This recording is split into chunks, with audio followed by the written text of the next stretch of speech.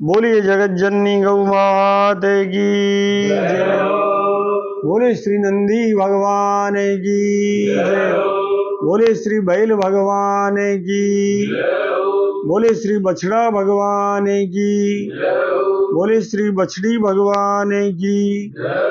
बोले श्री कृष्णचंद्र भगवान की जय। बोले राशेश्वरी राधिका रानी की जय। गव्यम पवित्रम च रसायनम च गव्यम पवित्रम च रसायनम च पथ्यम च रद्यम बलबुद्धिदं स्यात् आयुप्रदं रक्तविकारहारी त्रिदोषरदरोगविशापहं स्यात्। आज एक पवित्र धारणा से यात्रा प्रारंभ कर रहे हैं। गाय के गव्य क्यों पवित्र है? क्यों हमारे पूर्वज पंचगव्य काम में लेते थे? जब तक हम किसी वस्तु का, किसी जीव का, किसी प्राणी का हम महत्व नहीं जान लेंगे, आधुनिक विज्ञान में जो कहते हैं कि हम स्कोप और इम्पोर्टेंस नहीं जान लेंगे, तब तक हमारा मन उसमें एकाग्र नहीं होगा। हमारे पूर्वज ऋषि थे, गाय के पीछे चलते थे, उसे ही रिसर्च या गवेषणा कहते थे। और इसलिए बच्चा सहज रूप से जब जन्मता था, उसके बाद से ही नहीं, गर्भ में भी वो सुनता रहता था गाय और गोवंश की चर्चा। काल पाकर आज स्थिति यह आ गई, हमारे मध्य संस्कृत का वध हो गया। और संस्कृत का वध होना संस्कृति का वध हो गया। आप राजीव मल्होत्रा की ब्रेकिंग इंडिया पढ़िए, विस्तार पूर्वक किस प्रकार भारत से भारतीयता को नष्ट करने के उद्यम का लक्ष्य तय किया गया है कि अंग्रेजी वर्ष, संवत्सर नहीं, अंग्रेजी वर्ष 2050 तक भारत में भारतीयता समाप्त कर दी जाएगी, ताकि पाश्चात्य दर्शन, पाश्चात्य संस्कृति और पाश्चात्य धर्म स्थापित किया जा सके। भारतीय धर्म का मूल आधार भारत की गाय है। और भारत की गाय कैसी है? भारत की गाय माता है, भारत माता है, धरती माता है, गंगा माता है। ये सब हमें अपनी माता के समान तुष्ट करती है, पुष्ट करती है, संतुष्ट करती है, रोग मुक्त करती है, ऋण मुक्त करती है। सप्त जन्म के सारे ऋण, देव ऋण, पितृ ऋण, लौक ऋण सब समाप्त हो जाते हैं यदि कोई गाय की पूंछ पकड़ लेता है। ठीक है ना पंडित जी? मैं गलत तो नहीं कह रहा? क्या विदेशी गाय की भी सेवा की जाए तो उतना ही फल प्राप्त होगा? आपका बहुत सुंदर प्रश्न है। पहली बात, विदेशी गाय नहीं है। आप अच्छी तरह जानने, हमारे यहाँ नोमेनक्लेचर का डिफरेंस जो था उसे खत्म किया गया। कैसे किया गया? हमारे यहाँ पिता शब्द था संस्कृत का, पितृ थे, उनके माध्यम से धीरे धीरे गुरुंडों ने फादर शब्द तैयार किया। और फादर शब्द क्या तैयार किया? हमारे यहाँ सब लोग बोलते थे कि पिता तो एक होता है, दूसरा पिता शास्त्र हो सकता है, तीसरा पिता ससुर हो सकता है। लेकिन अब क्या हुआ? वो चाणक्य का दर्शन धीरे धीरे दूसरी तरफ चला गया। एक बच्चे को सिखाया जा रहा है, ये तेरे अंग्रेजी वाले फादर हैं, ये तेरे संस्कृत वाले फादर हैं, ये तेरे ज्योग्राफी के फादर हैं, ये तेरे हिस्ट्री के फादर हैं। मतलब उसका एक बाप नहीं 70 बाप हो गए। अब वो सारे जो पिता हो गए, उन पिताओं के बीच में वो तय नहीं कर पा रहा है कि मेरा पिता कौन है। घर आता है तो पता लगता है ये पिता है, वहां जाता है तो ये पिता है। गुरु होना चाहिए, अच्छी बात है, लेकिन शब्द उसका गुरु और पिता अलग अलग है। तभी तो आप लोग बोलते हो अखंड मंडलाकारम व्याप्तम येन चराचरम तत्पदम दर्शितम येन तस्मै श्री गुरुवे नमः। अज्ञानतिमिरान्धस्य, कौन है गुरु? जन्म नहीं देता है, दूसरा जन्म देता है, अज्ञान रूपी अंधकार को नष्ट करता है। अज्ञानतिमिरान्धस्य ज्ञानाञ्जनशलाकया चक्षुरुन्मीलितं येन तस्मै श्री गुरुवे नमः। अखंडानंद बोधाय शिष्य संतापहारिणे सच्चिदानंद रूपाय तस्मै श्री गुरुवे नमः। ये गुरु था, वो पिता। इसी प्रकार एक हुआ फादर जो स्कूल में, एक हुए पिता जो घर में है। अब यही स्थिति आप जो पंडित जी ने प्रश्न किया उसमें है। एक थी कौ, एक थी गौ। गौ माता थी, कौ उनके लिए भोजन का भाग था। दूध निकाला, काटा, खा गए। उसको जर्सी कह सकते हैं, उसको होल्स्टियन कह सकते हैं, उसको डेनमार्क की रेड डेनमार्क कह सकते हैं। ये हमारे यहाँ क्या थे, वो खाने की वस्तु उनके लिए थी। इसलिए दोनों के मध्य कोई सामंजस्य नहीं था। अब देखो, जब अंग्रेज हमारे यहाँ आए, हमारे पूर्वजों ने उन्हें पहला नाम क्या दिया पंडित जी? पहला नाम गुरुंड दिया। गुरुंड का मतलब क्या है? जो आतताई गाय का रुंड करके खा जाता है वो गुरुंड है। इतनी घृणा से उन्हें गुरुंड कहा गया। और सबसे पहले उन्होंने ही भारत में कोलकाता में कत्लखाना खोला। फिर उसके बाद जितनी छावनियां थी उनमें कत्लखाने खोले गए ताकि अंग्रेज सैनिक गाय का मांस खा सके, काऊ का मांस खा सके। धीरे धीरे उन्होंने समझाया कि काऊ और गाय एक है, दोनों के बीच प्रजातिगत भेद है। जैसे मानव और बंदर, दोनों का जीनस एक है लेकिन स्पीसीज अलग अलग है। एक को कहते हैं होमो सपाइन, एक को कहते हैं होमो इरेक्टस। मतलब दोनों में अंतर है, मानवी और बंदरिया दोनों में अंतर है। वैसे ही हमारी गौ माता बोस इंडिकस है विज्ञान की भाषा में, और पाश्चात्य काऊ क्या है? बोस टोरसस है। तो कितना अंतर है। हम मानव का समागम बंदरिया से नहीं करा सकते, बंदर का समागम मानवी स्त्री से नहीं करा सकते। अगर कराएंगे तो उछलने का गुण तो बच्चे में आ जाएगा लेकिन मानव गुण समाप्त हो जाएगा। बंदर का बच्चा चलना तो सीख जाएगा पर उछलना भूल जाएगा। अर्थात दो प्रजातियों में, जिस प्रकार जेनेटिक्स में एक प्रश्न आता है इनब्रीडिंग और आउटब्रीडिंग, हमारे यहाँ 4 गोत्र डालते थे ताकि इनब्रीडिंग डिप्रेशन नहीं हो और क्रॉस ब्रीडिंग हाइब्रिडाइजेशन नहीं हो। शंकरो जायते नरका, शंकर पैदा होते ही, वर्ण शंकर पैदा होते ही खत्म हो जाता है वंश। तो वो वर्ण शंकर पैदा नहीं हो, इरिथ्रियोब्लास्टोसिस नहीं आए, ओस्ट्रियोपेरोसिस नहीं आए, इनब्रीडिंग डिप्रेशंस नहीं आए, इसलिए एक समाज से बाहर नहीं करते थे। ये मेंडल का नियम था कि वो F1 F2 जनरेशन लेता था, तीसरी पीढ़ी में वंश खत्म हो जाता यदि इस प्रकार से किया जाए तो। लेकिन हमारे लिए क्या किया गया? सबसे पहले होल्स्टीन पर्शियन का हमारी गौ माता पर अत्याचार, व्यभिचार किया गया और इस व्यभिचार से क्या हुआ? वो पीड़ित हुई ताकि मांस के लिए उन्हें बछड़ा मिल सके। उसके बाद भी जब शांति नहीं मिली तो उन्होंने क्या किया? कृत्रिम गर्भाधान, आर्टिफिशियल इंसेमिनेशन के रूप में इंजेक्शन के द्वारा गौ माता के गर्भ से, जिसमें आप देखो कई बार तो गाय को बहुत कष्ट होता है, जितना शरीर है उससे दुगना गर्भ यदि आ गया तो प्रसव की पीड़ा मृत्यु का कारक बन जाती है। फिर जो बछड़े पैदा हुए वो तो स्लॉटर हाउस जा ही रहे हैं, वो तो जा ही रहे हैं, उनको कोई रोकने वाला ही नहीं है। इसलिए हमारी गाय है, गौ माता है, और वहां की कौ है, दोनों में अंतर है। सीधे सीधे आप देखोगे तो भी पता लगता है। हमारी गाय के थुई है जिसमें से सूर्य किरण आती है, सोने का दूध देती है, सोने का घी देती है, वहां कोई सूर्य किरण नहीं है। हमारी गौ माता के गल कंबल है, कौ के कोई गल कंबल नहीं है। हमारी गौ माता उतना ही खाती है जितना उसे परोसा जाए, सीमित मात्रा में, और ठोस गोबर आता है, मजबूत गोबर का पिंड आता है जिसमें लक्ष्मी का वास होता है। जबकि वहां क्या है, आप कितना ही खिलाते रहो वो खाती रहेगी और बिल्कुल सेमी लिक्विड गिरता रहेगा मल। वो मल है जिसमें मच्छर आते हैं, इसमें मच्छर नहीं आते। विस्तार पूर्वक दोनों की तुलना में बाद में करूंगा।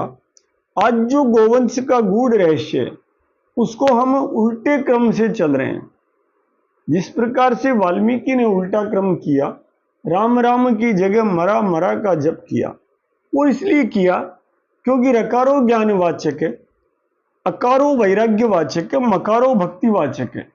इसलिए वाल्मीकि को पता था सामान्य संसार पहले ज्ञान वैराग्य में नहीं जाएगा, उसे पहले हरे राम राम राम हरे हरे, उसे भक्ति में लो।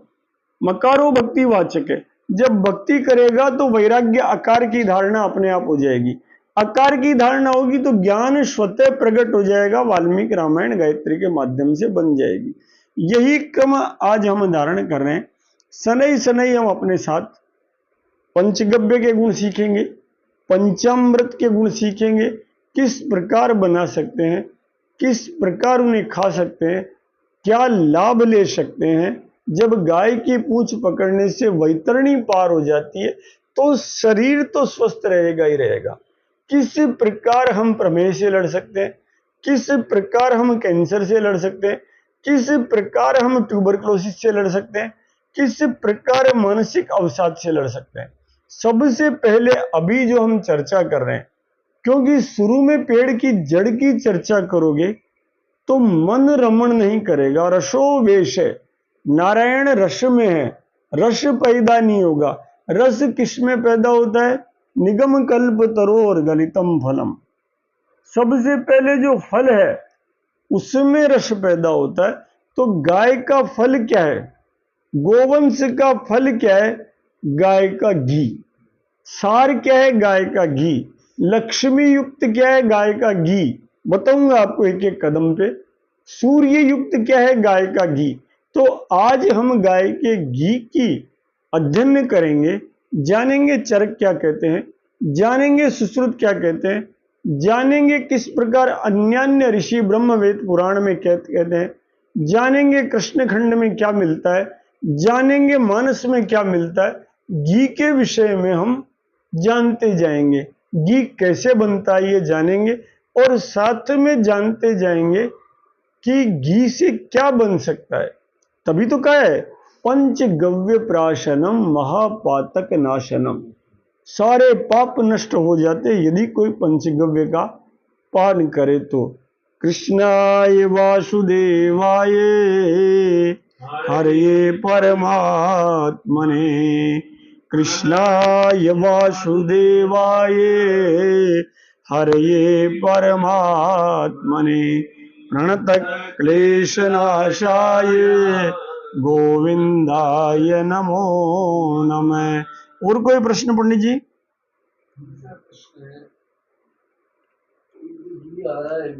हाँ, ये गाय क्या दूसरी परिस्थिति को भी आ रहा है या कहीं अन्य के द्वारा जो है जैसे भैंस है तो कौन सा की काम मिले, क्या गाय का ही में मिलावट हो रही है? बहुत सुंदर प्रश्न है आपका। डेली वाला जो घी आ रहा है इसके बारे में आपके विचार बताइए। आप देखो, पहले हम घृत को जानते हैं। घृत को कल पंडित जी बता रहे थे, संस्कृत में घृतम कहते हैं, ठीक है महाराज, बंगाली में घियो कहते हैं, अंग्रेजी में क्लेरिफाइड बटर कहते हैं। अब क्लेरिफाइड बटर और घी में क्या अंतर है?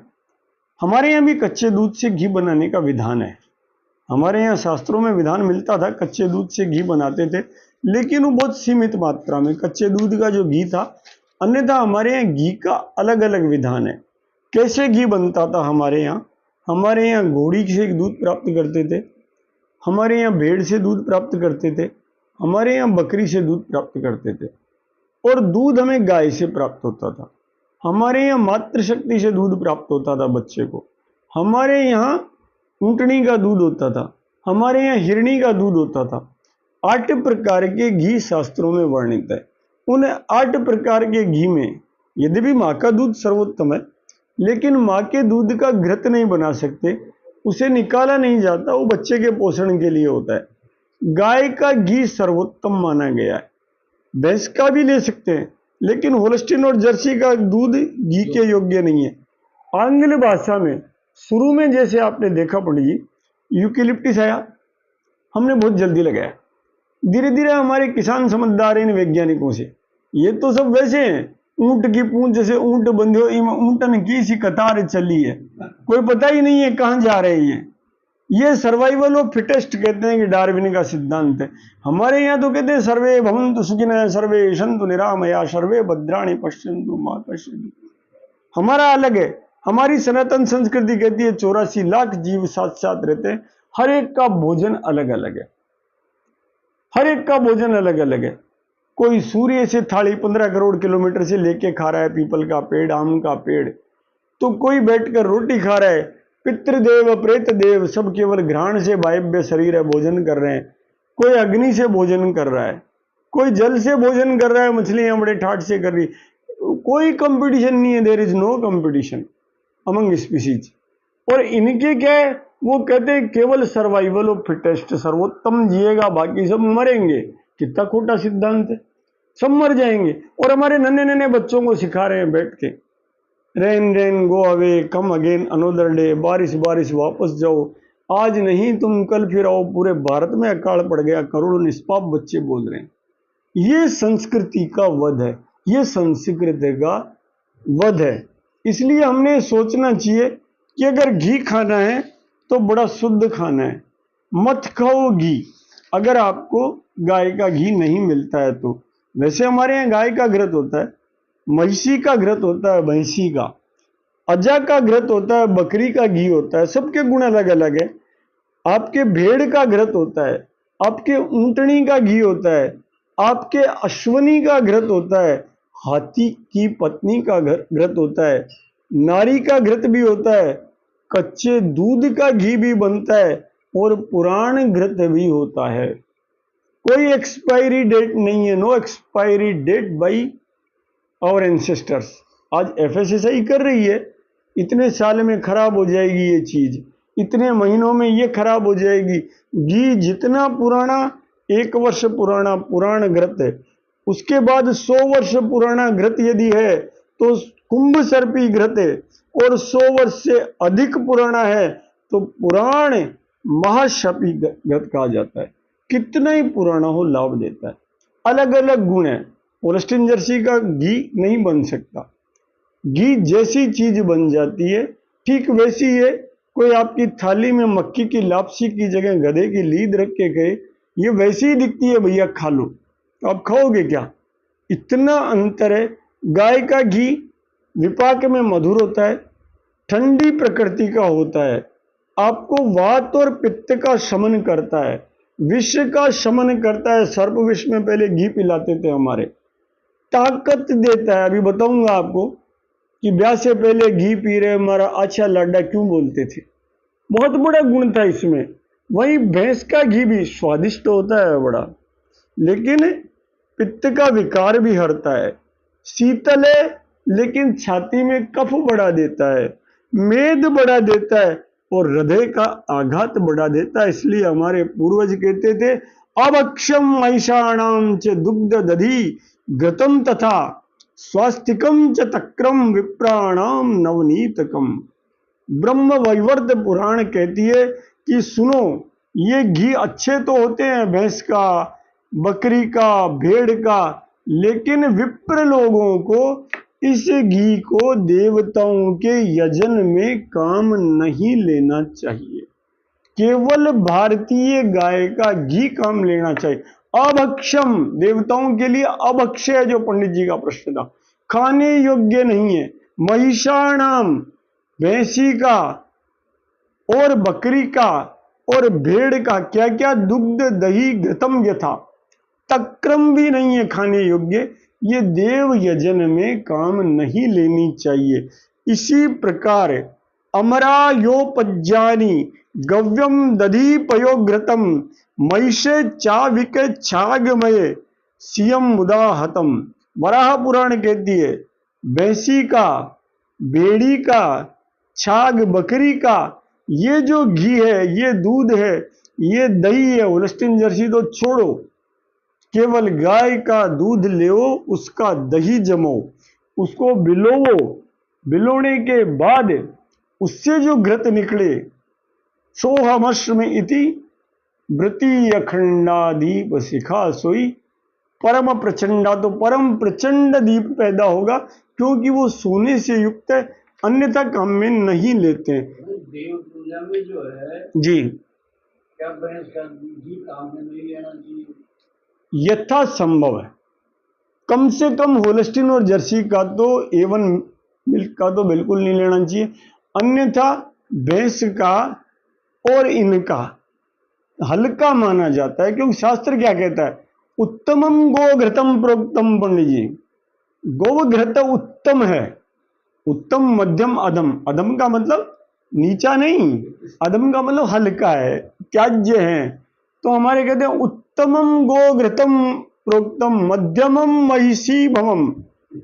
गाय का घी नहीं मिले तो भैंस का खा लो, कम से कम मोटे होंगे, चकाचक होंगे, चूरमा अच्छा लगेगा, बाटी अच्छी लगेगी, आपको हलवा अच्छा लगेगा।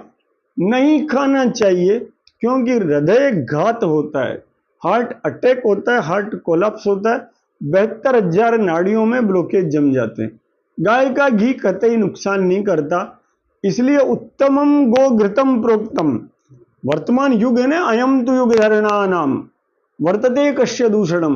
ये युग धर्म है, यज्ञ वगैरह छूट गए तो केवल राम नाम जपो।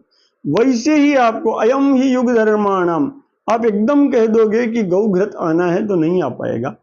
भैंस का मंगा लो, गौ का नहीं है तो बकरी का मंगा लो, लेकिन उसको समझाओ क्या, उत्तमम गोघृतम प्रोक्तम मध्यमम महिषी भवम अधमम छागली जातम तस्माद गव्यम प्रशस्यते। शास्त्र प्रमाण तो यह है कि इसलिए गाय का घी सर्वोत्तम है।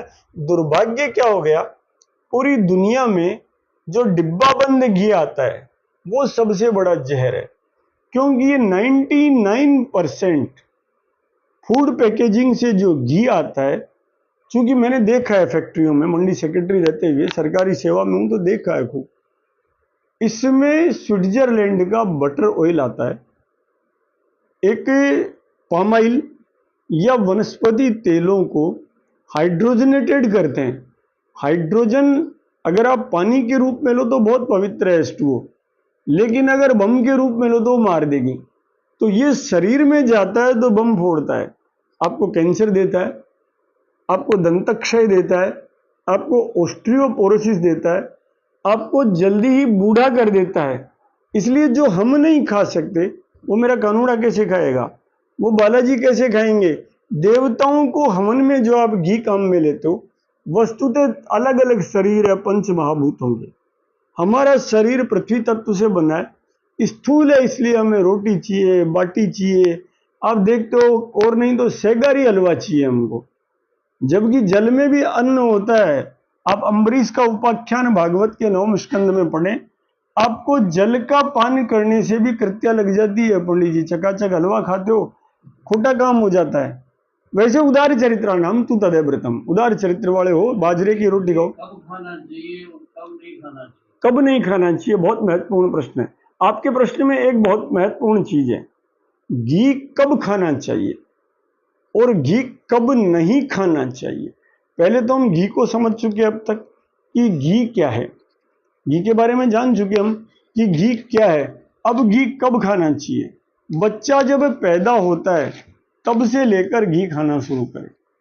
अन्नप्राशन कराते हैं तब भी उसमें घृत की मात्रा देते हैं। घी तब से शुरू करे, बच्चा गर्भ में घी खाए। कैसे खाए गर्भ में, गर्भावास से पूर्व घी खाए। कर्दम प्रजापति का तप देखिए आप, हमारे पूर्वज विवाह के लिए तप करते थे, गर्भ धारण के लिए तप करते थे, भगवान की हरिवंश पुराण का जप करते थे, बैठकर संतान के लिए संतान गोपाल मंत्र का जप करते थे, ताकि ब्रह्मांड में जो घूम रही है आत्मा, आत्मा नहीं सूक्ष्म शरीर, क्योंकि आत्मा तो तभी पृथक होती है जब कल्प समाप्त हो जाता है, वरना तो वो स्थूल से सूक्ष्म में जाना मृत्यु है, सूक्ष्म से स्थूल में आना जीवन है। तो ब्रह्मांड में रहते हुए पूर्वज भी घी खाते हैं। जो आत्मा आपके घर में सूक्ष्म शरीर आना है वो ब्रह्मांड में उस योनि और पिता को ढूंढता रहता है। जैसे आप देखो मार्कंडेय पुराण में मिलता है, अणि मांडव्य ऋषि जो थे, मांडव्य थे, योग से चोर पकड़े और राजा ने सजा दे दी, सजा देकर सूल पर बिठा दिया, वो सूल शरीर में चुभ गई तो अणि मांडव्य हो गए। चलते रहे जीवन भर, कोई चिंता नहीं की। लेकिन जब यमलोक गए तो यम से कहा कि ये सजा किस बात की? उन्होंने कहा तुमने एक तिनका चुबो दिया था गलती से प्राणी में, इसलिए तुम्हें वो तिनका लिए घूमना पड़ा। तो उन्होंने कहा बहुत गलत बात है यमराज, छोटे बच्चे को आज के बाद श्राप नहीं दोगे। 5 वर्ष का बच्चा कोई अपराध करे वो दंडनीय नहीं होगा। उसके बाद दूसरा श्राप आपको है कि धरती पे जो, और उनको महात्मा विदुर के रूप में बनना पड़ा। उस समय वो जब समागम था दासी मर्यादा का और वेद व्यास का, उस समय वो आत्मा आई, आके प्रवेश हुई। तो गर्भ से पहले कैसे घी खाया उन्होंने? जो माता पिता नित्य हवन करते थे। वायव्य शरीर कैसे खाता है? हम मुंह से खाते हैं।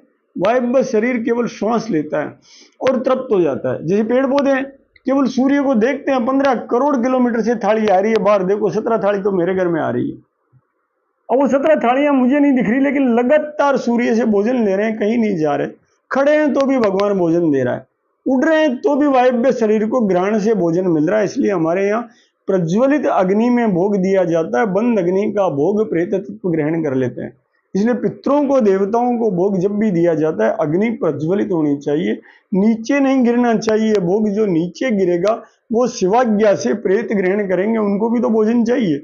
वो ग्रहण करेंगे तो आपकी थाली गिराएंगे, आपका बल्ब फोड़ देंगे, आपके बल्ब में झपकी लगाएंगे, आपके गायें घूमने लग जाएगी, आपके यहाँ बाहर कुत्ते भौंकने लग जाएंगे, आपके बच्चे रोने लग जाएंगे। उनको दृश्यगत होते हैं, हमें नहीं होते, लेकिन वो शरीर होते हैं। ये किसके साथ खाना चाहिए? ऐसा तो खा भी नहीं सकते।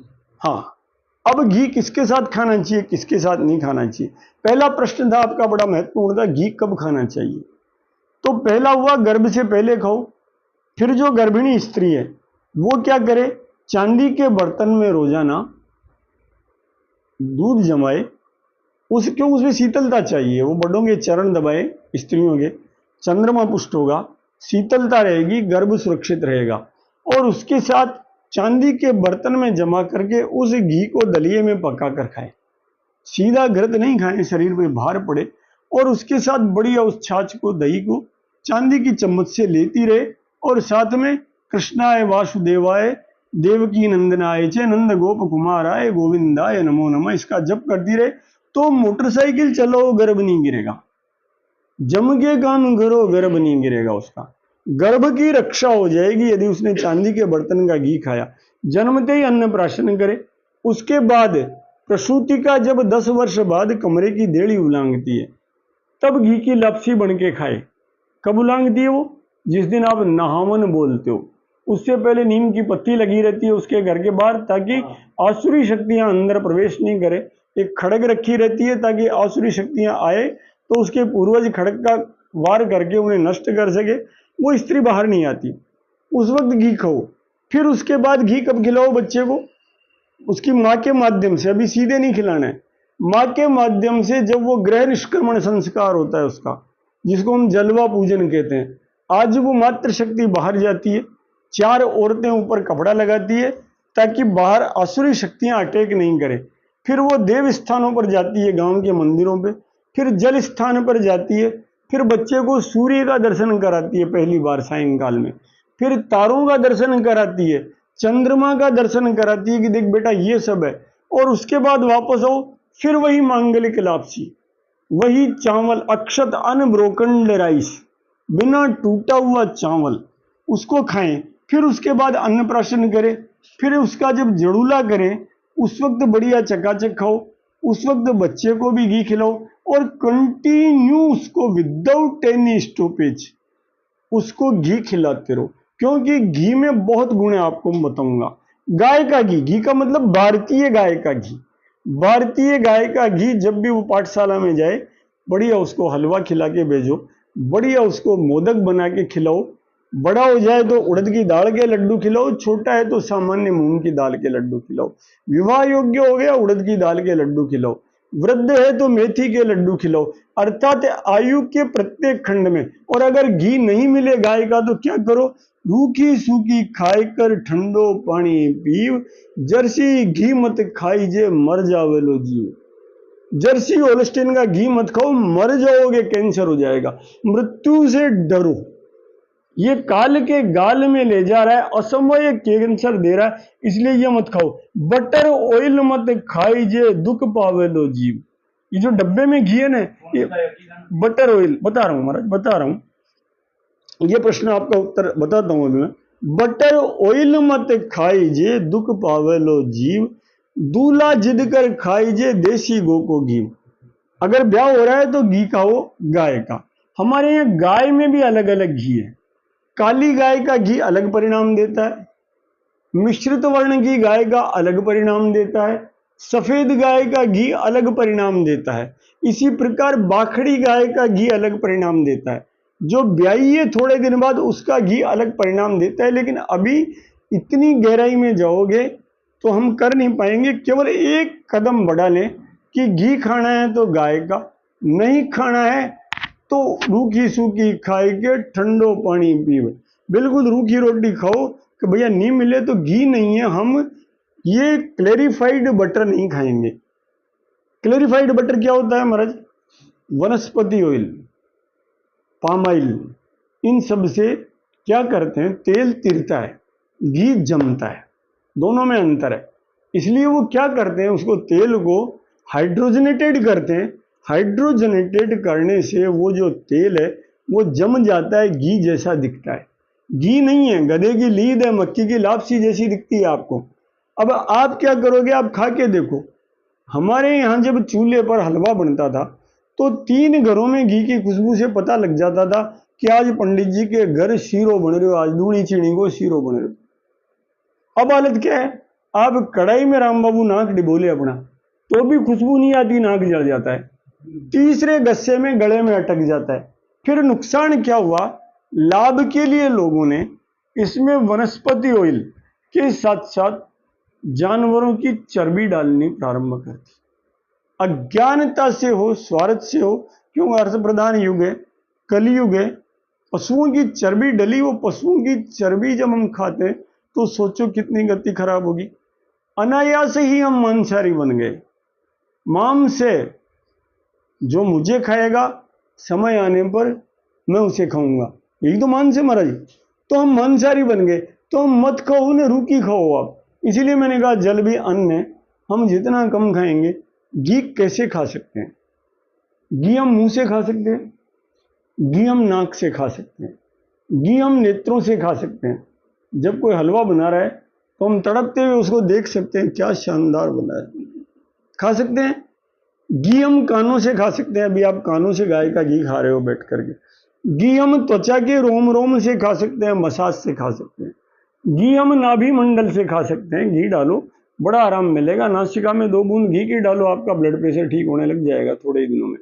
सिर संबंधी रोग, क्योंकि नासिका सिर का द्वार होती है, नासिका को शुद्ध कर लिया तो आपका सिरो रोग खत्म हो जाएंगे। सारे सिर खत्म के रोग हो गए तो आपका राहु ठीक हो गया। राहु ठीक हुआ तो शेष केतु अपने आप ठीक हो जाएगा। जिस समय आप इलेक्ट्रॉनिक्स का ज्यादा उपयोग करेंगे, आप maximum TV, maximum mobile, maximum in चीजों का उपयोग करेंगे तो मान के चलो आपका मस्तिष्क खराब हो जाएगा, राहु आपका दूषित हो जाएगा। इसलिए उसे शांत करने का तरीका है हम घी खाएं, घी लगाएं।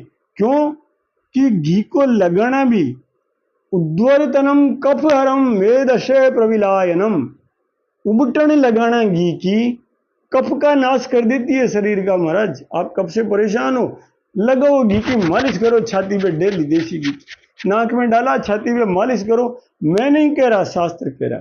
जैसे ही लगाओगे आपके अंग स्थिर हो जाएंगे, आप सुखासन में घंटों बैठ सकेंगे। पतंजलि का पहला सूत्र धारण हो जाएगा, योगश्चित्तो वृत्ति निरोध है, वृत्त्या पंचतया क्लिष्टा अक्लिष्टा। क्लिष्ट और अक्लिष्ट दोनों प्रकार की वृत्तियां, जिनसे सुखानुशयी राग है, दुखानुशयी द्वेष है, दोनों नष्ट हो जाएंगे। राग खत्म, द्वेष खत्म। जैसे ही घी लगाया आप स्थिर हो जाओगे, स्थिरम सुखमासी, स्थिर भाव प्राप्त होगा। जैसे ही घी खाओगे कफ का नाश हो जाएगा, मेद का नाश हो जाएगा। भैंस के घी से मेद बढ़ता है, मैंने बताया आपको। गाय के घी से मेद का नाश होता है, इसलिए पथ्य हृदय रोगी भी खा सकता है। फिर उसके बाद मसाज करके चकाचक नहाओ। ये शरीर मैं नहीं हूं, मैं नहीं मरता, नैनम छिदंती शस्त्राणी नैनम दहती पावते। आग नहीं जला सकती मुझे, लेकिन मरता कौन है? मेरा पड़ोसी मरता है, मेरा निकटस्थ पड़ोसी मरता है। किसी दूसरे की मृत्यु पे मुझे दर्द नहीं होता, 2 मिनट में मैं बोलने लग जाता हूँ, कोई बात नहीं, भगवान की यही मर्जी है। तितिक्षु ब्राह्मण यही कहता है एकादश स्कंद में कि मैंने पहचान लिया, हम तरिष्यामि दुरंत पारम, मैंने पहचान लिया संसार सागर क्या है। तभी तो वो कहता है जो आप बोलते हो कायेन वाचा मनसेन्द्रियर्वा, जो कुछ है नारायण का है। अब वो वहां महसूस क्या करता है?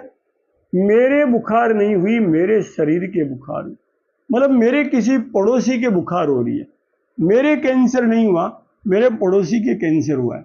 ये रामकृष्ण परमहंस की अवधारणा हो गई। हमने जैसे इस शरीर को अलग करके, इसीलिए योग निद्रा में व्यक्ति शरीर को देखता है। अब देखो पतंजलि सिखाते हैं कि योग निद्रा में आप आपके दक्षिण अंगुष्ठ से लेकर ठेठ कपाल रंध्र तक देखते जाओगे कि मेरा यह अंग अब क्या कर रहा है, शांत होते जाओगे। तो इसका मतलब अंग अलग है, आप अलग हो, देखने वाला अलग है, दृश्य अलग है। तो उस शरीर को चूंकि निकटस्थ पड़ोसी है, वो धर्म का साधन है, इसलिए उसको पुष्ट करने के लिए जिस प्रकार घर में अलमीरा लाते हो, बड़ी अच्छी देख कर लाते हो, वैसे खाने से पहले विचार करो, नहाने से पहले विचार करो, क्योंकि नहाना जो है ना आपको दीपनम वृषमायुखम स्नानम ऊर्जा बलप्रदम, थक जाओ तो चकाचक पानी से नहाओ, आप ऊर्जावान हो जाओगे, चेहरे पे ओज आ जाएगा, इसलिए नित्य नहाओ किससे? वही घी का साबुन, पंचगव्य का साबुन बनाकर नहाओ। ये जो मांसाहारी साबुन से मत नहाओ, ये जो भी आ रहे हैं ना बाजार में मांसाहारी है। नहाने के बाद क्या करो? वातावरण के साथ एक बहुत सुंदर द्रव्य है जिसको खाना नहीं कह सकते महाराज, आप कहते हो घी खा रहे हैं। घी औषध है, धरती की सबसे बड़ी औषध है। इसलिए ये क्यों कि देखो वातावरण के साथ गर्मी में पिघल जाता है, ठंड आती ही जम जाता है। ये इसी में गुण है, बाकी में नहीं है कि जमता है पिघलता है। प्राणी प्रकट होता है, प्राणी सूक्ष्म चला जाता है, लेकिन प्राणी मौजूद है। इसलिए इसको वातावरण के साथ मिलकर घनीभूत वातावरण को करके ब्रह्म की सुरभि से युक्त हो जाता है। इसमें गंध आती है। घी का दीपक जलो, फिर से कहो। जो है घी में तंत्र के खाया जा सकता है, ये जो ग्रहण काल में भी जो है ना त्याज्य नहीं होता है। हाँ, इससे क्या है, सहज और सुपाच्य हो सकता है। बिल्कुल सही प्रश्न है आपका। ग्रहण क्या होता है? ग्रहण तत्व क्या है, पहले इसको जाने। हम लोगों को कुछ लोग पागलपन से पढ़ा रहे हैं। हमारे पूर्वज, शास्त्रों में एक प्रमाण मिलता है, कभी आपने यदि चाणक्य को पढ़ा तो चाणक्य ने कहा था कि आकाश में किसी ने दूत नहीं भेजा था। ब्राह्मण विद्वान क्यों है, उन्होंने प्रश्न किया था। दूतो न संचरति खेन चलिच्च वार्ता पूर्वम न जल्पितमिदं न च संगमोस्ति व्योम्नि स्थितं रवि शशि ग्रहणं प्रशस्तं जानाति यो द्विजवरे श कथम न विद्वान श कथम न विद्वान। कोई आकाश में दूत नहीं गया, कोई देखने नहीं गया सूरज पे, कोई चांद पे नहीं गया, फिर भी जो ब्राह्मण है बहुत पहले ये कह देता है कि फला समय सूर्य ग्रहण होगा, फला समय चंद्र ग्रहण होगा, आकाश में राहु के भोजन बनेंगे। ये अब तो विद्वान क्यों नहीं है? कथम न विद्वान, वो क्यों नहीं है विद्वान? अरे भले आदमी उसके ज्ञान को धारण करो। क्या कह रहे हैं कि हमारे पूर्वज कहते थे ग्रहों की गति जानते ही नहीं थे, सूर्य के चारों तरफ घूम रहे, वो पृथ्वी के चारों तरफ घुमा रहे थे। हमारे पूर्वजों ने क्या किया? पृथ्वी पे बैठे सापेक्ष रूप से जो ग्रह गणित कर रहा है उसको ज्ञान कैसे महसूस हो। बाहर 1000 चूरमा बन रहा है, पर अपने घर में यदि रोटी बन गई तो हमारे लिए वो रोटी काम की है। तो उन्होंने कहा कि सूर्य से गति देखो चाहे पृथ्वी के सापेक्ष देखो, गति ब्रह्मांड के पिंडों की बराबर आती है। चंद्रमा 27 दिन 19 घटी 18 पल में पृथ्वी के सापेक्ष परिक्रमा करता दिखता है, उतना ही सूर्य के सापेक्ष दिखेगा। मंगल की भी गति यही है, 686 दिन 59 घटी 52 पल और 33 विपल समान मात्रा मिलती है। अब उन्होंने क्या किया, यदि वो सूर्य के सापेक्ष देखते तो उन्हें रिट्रोग्रेड मोशन का पता नहीं लगता। उन्हें डायरेक्ट मोशन का पता नहीं लगता, कब ग्रह मार्गी हुआ, कब ग्रह वक्री हुआ, क्योंकि सूर्य के सापेक्ष तो कोई वक्री नहीं होता, कोई मार्गी नहीं होता, कोई अस्त नहीं होता, कोई उदय नहीं होता। पृथ्वी पे बैठे प्रेक्षक को जिस समय पर ब्रह्मांड में जो सूर्य के नजदीकी ग्रह पृथ्वी से बाद में वो जब पीछे चले जाते हैं सूर्य की दूसरी दिशा में, तो धरती से दिखाई नहीं देते। तो पूर्वजों ने कहा शुक्र का तारा अस्त हो गया, और जैसे ही वो दृष्टिगत होता है तो वो कहते हैं शुक्र का तारा उदय हो गया। इसी प्रकार से जब चलता हुआ ग्रह अपनी गति में परिवृत्त में धीरे लगता है और पृथ्वी आगे बढ़ती है, तो कहते हैं ये उल्टा जाता दिख रहा है खड़े प्रेक्षक को, तो आज शनि वक्री हो गया। वापस जब वो सीधा चलता है तो ये सीधा हो गया। ऐसे ही भचक्र को उन्होंने 27 नक्षत्र, 27 नक्षत्रों के 4-4 चरण, 13 डिग्री 20 कला का एक नक्षत्र, 4 डिग्री के लगभग एक नक्षत्र चरण, जिसको नचप कहते हैं, उसमें बांट दिया। उस तारामंडल में जब ग्रह जा रहा है तो कहेंगे फला नक्षत्र में है, फला राशि मंडल में, 12 राशियों में बांट दिया मोटा मोटा। जो तुला जैसी दिखी उसे तुला राशि कह दिया, वृक जैसी दिखी उसे वृक राशि कह दिया, नोमेनक्लेचर कर दी उसकी। उसी में क्या किया उन्होंने, आपके कुछ ग्रह वक्री होते हैं, कुछ मार्गी होते हैं वापस, कुछ उदयस्त होते हैं, कुछ वक्री ही चलते रहते हैं। सूर्य और चंद्रमा की कभी वक्री गति नहीं होती है, राहु और केतु की कभी भी मार्गी गति नहीं होती है, उल्टे चलते हैं। तो उल्टे चलते बाकी ग्रह उदय भी होते हैं, अस्त भी हो रहे हैं, वक्री भी हो रहे हैं, मार्गी हो रही। उसका भारत के पंचांग में करोड़ों वर्षों का इतिहास।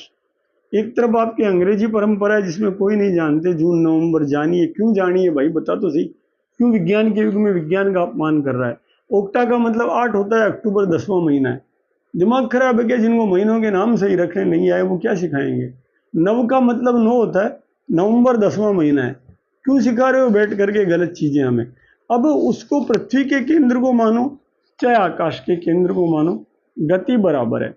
राहु क्या है, ग्रहण क्यों होता है, पहले ग्रहण जाने फिर भोजन पे जानेंगे। जिस समय पर राहु उल्टी गति से चलता हुआ, हर बार ग्रसित नहीं करता है, केवल उल्टी गति से चलता हुआ जिस समय पर वो सूर्य चंद्र को ग्रास बना लेता है, उस समय हम कहते हैं कि ग्रहण लग गया। ये संपात बिंदु है, वस्तुतः ये अदृश्य बिंदु है। इसलिए हमारे यहाँ कहते हैं ये संपात है, ये दृश्यगत कभी नहीं होते, सीधे कभी नहीं चलते, उल्टे चलेंगे। अगर लग्न में है तो द्वादश में आएंगे, द्वादश है तो एकादश में आएंगे, उल्टे चलेंगे। जैसे अभी मेरे एकादश भाव में, विष्णु शर्मा के नाम से एकादश भाव में, कोई अजीत होगा तो उसके द्वादश भाव में, कोई कुंभ राशि का जातक सत्यनारायण जी होंगे तो उनके लग्न में है। ये बचक्र में ये उल्टा चल रहे हैं ये। तो इनकी जब विपरीत दिशा के गमन में क्या होता है, हर पूर्णमासी को ये संपात बिंदु नजदीक आता है, हर अमावस को सूर्य के नजदीक आता है। लेकिन दृश्य आकार का परिवर्तन है। जैसे सूरज के सामने जब तक आप बड़ी थाली नहीं लगाओगे सूरज दिखना बंद नहीं होगा। प्लेट लगा ली तो चारों तरफ से सूरज दिखेगा।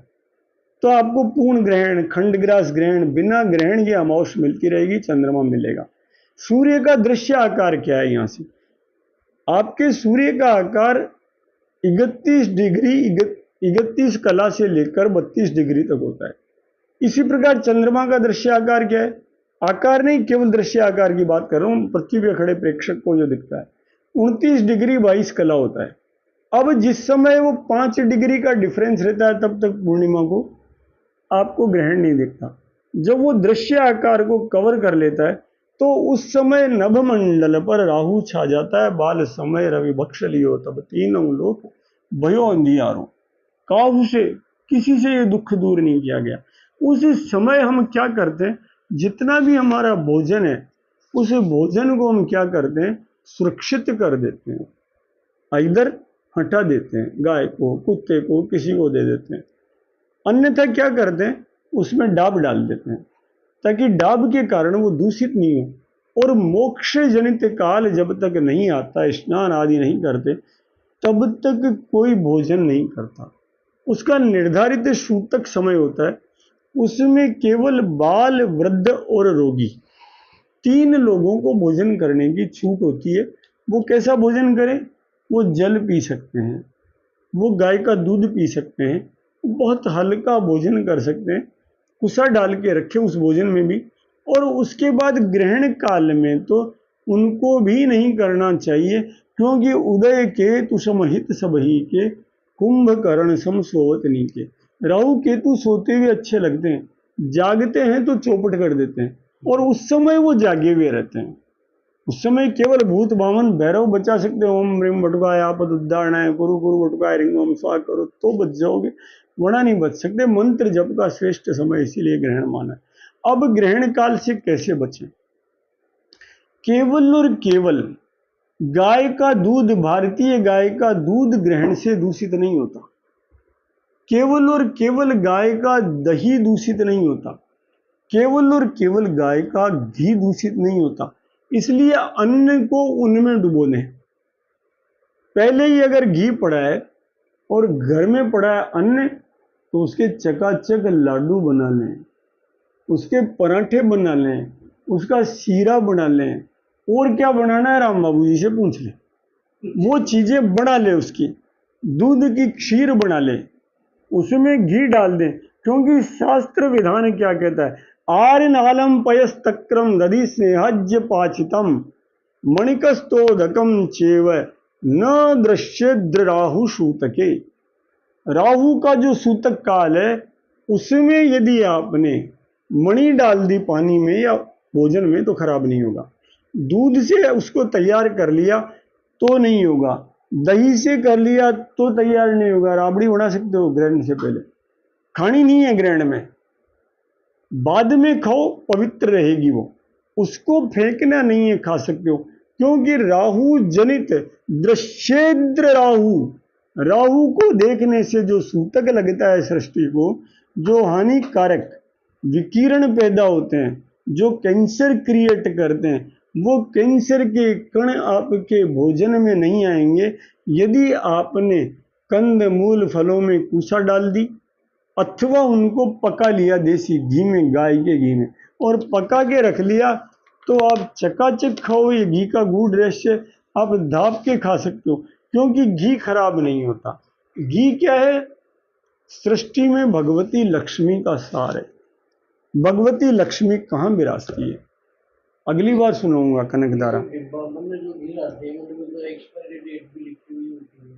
तो क्या ये सही है? हाँ, उनकी सही है। वो जिस दिन डब्बे में बंद हुए ना, उसी दिन एक्सपायर हो गए। बाद में लिखा जाता है जिस दिन उनको प्रिजर्वेटिव डाला गया, केमिकल्स होते हैं ना प्रिजर्वेटिव में, इसीलिए आप देखो हमारी सारी आदतें 50 साल में चेंज कर दी मल्टीनेशनल्स ने। हम लिम्का पीने लग गए, हम थम्सअप पीने लग गए, सब गंदी चीज़ें। DDT, एल्ड्रिन, जमाई सा जहर आरोगो, आते ही कमर साहब को जहर पिलाते हैं और अस्पताल उड़ने ले जाते। बहुत बुरी गति है। वैसे ही डिब्बा बंद घी, ये क्या है? पहली बात तो इसमें प्रोसेस बिलोने का नहीं होता। अब घी कैसे बनता है ये देखो आप। आपने भागवत पढ़ी है, 10वें स्कंद पूर्वार्ध में एक कथा आती है। भगवान कृष्ण है और बाल कृष्ण क्या करते हैं, उस समय पे एक दिन अच्छे आनंद देना चाहते हैं।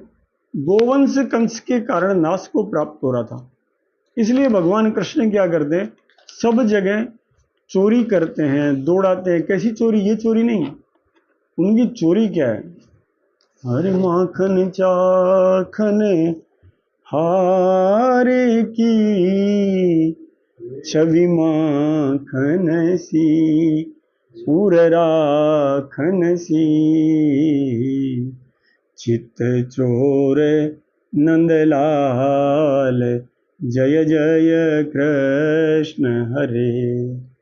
कृष्ण हरे जय कृष्ण हरे जय कृष्ण हरे जय कृष्ण हरे कृष्ण हरे जय कृष्ण जय जय राम हरे सिया राम हरे सिया राम हरे प्रभु राम हरे रावणारी श्री राम, जय जय राम हरे। हर कालों का यह काल है, यह काला रे मत वाला है कालों का काल, जय जय। छठे दिन जिन्होंने पूतना का उद्धार कर दिया, हाँ समर्थ थे ना, लेकिन काल की प्रतीक्षा की। 11 वर्ष 52 दिन तक माँ बाप जेल में रहे तो भी नहीं गए, आसुरी शक्तियों का नाश करते रहे बैठे बैठे। वरना तो छठे दिन ही कह दिया था, हो बकीयम स्तन कालकूटम जिंघाशया पाय यदि यत्प्रसाद्य लेभे गतिम दात्र युचिताम ततोन्यम कम वा दयालु कृष्णम। इसकी व्याख्या करूंगा दूध के समय। पूतना का दूध पिया ने, उसकी व्याख्या दूध के समय करेंगे। अभी तो ना हम बक्षितवानम वे सर्वे मिथ्याभिशंसिने। अरे माँ, मैंने मिट्टी नहीं खाई है। क्यों खा रहे हैं? धरती और मिट्टी और गाय एक है, इसीलिए जब जब कष्ट आता है, संग गोतनदारी भूमि बिचारी। कहाँ गई? सब देवताओं ने भी क्या कहा? पहली प्रार्थना कहाँ से की महाराज? जय जय सूर्य नायक, सुना ही नहीं उन्होंने। जय जय सूर्य नायक जन सुखदायक प्रणत बाल भगवंता गौ दिव्य हितकारी जय असुरहारी सिंधु सुता प्रिय कंता। उलाना दे दिया। आप सिंधु सुता लक्ष्मी के पति हो, और आपकी लक्ष्मी कहाँ है? रावण के घर पड़ी है। पत्नी राक्षस के घर चली गई। महाराज अब तो आ जाओ, इससे बड़ा अपमान क्या होगा? फिर भी नहीं आए, तब क्या कहा? यही दीन पियारे, जिसे दीन पियारे, वही भाव सीता का था। उसने कहीं नहीं कहा कि भगवान राम आ जाओ, कहीं नहीं कहा दशरथ के बेटे आओ। उसने कहा देखो लाज घट जाएगी, तुम दीनों के दयाल हो, तुम्हारी बिरदावली घट जाएगी। मेरा कुछ नहीं बिगड़ेगा नाथ, मेरो कछु ना बिगड़े, जाएगी लाज तुम्हारी। द्रौपदी का भाव। हरे दीन दयाल बिरुद संभारी, हरऊ नाथ मम संकट भारी।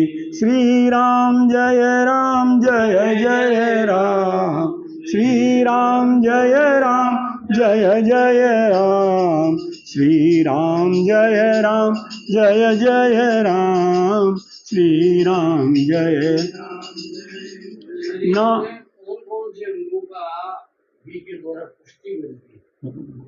पहले ये पूरा कर लूंगी कैसे बनता है, उसके बाद आचार्य देवो भव। ना हम बक्षितवानम वे सर्वे मिथ्याभिशंसिने, यदि सत्य गिरस्तर ही समक्षम पश्य में मुख है। बाल गोविंद ने कहा देख माँ, ये सब झूठ बोल रहे हैं, ये सब झूठे हैं जितने भी। जबकि गोप क्या होते हैं? आप कृष्ण के सहस्त्र नाम पढ़ो, गोप कृष्ण होता है, गोपियां कृष्ण होती है, गौपाल भगवान कृष्ण का नाम है, गोविंद कृष्ण का नाम है। अर्थात गाय कृष्ण, गोप कृष्ण। घर में एक गाय लाके पाल लो, आप जीते जी कृष्ण बन जाओगे। गोपाल बन गए, कृष्ण सखा बन गए। घर के लोग मित्र नहीं है। देसी गाय, भारत की गाय का मतलब गाय है। जर्सी गाय नहीं है ना, गधे की लीद है, मक्की की लापसी बना के खाओ रोजाना। कौन मना कर रहा है?